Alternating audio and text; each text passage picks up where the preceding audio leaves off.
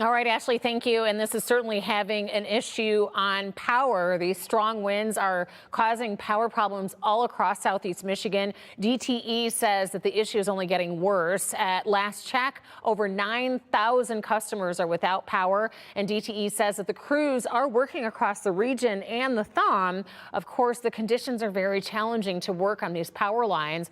They have called in hundreds of additional workers from across the country and Canada to help with restoration efforts. DTE's Bill Hutchinson explains they're preparing for a long night ahead.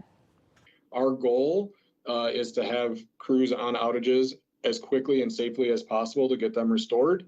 With that being said, 60-mile-an-hour winds across the entire service territory propose heavy damage, not only to our infrastructure, but our surrounding utilities infrastructure, as well as the agriculture in the surrounding cities.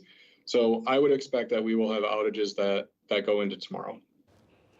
And with these dangerous conditions expected to continue, DTE is also sharing these important reminders, these safety tips. Don't forget that DTE wants you to remember, stay 25 feet away from any down wires and don't touch anything that those wires may be in contact with. If you see a down wire, call DTE right away at 800-477-4747.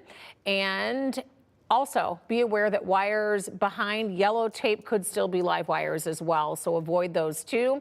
And we know a lot of people are making use of generators if you have them, but you should never use a portable generator inside of your home or business. They're meant for the outdoors.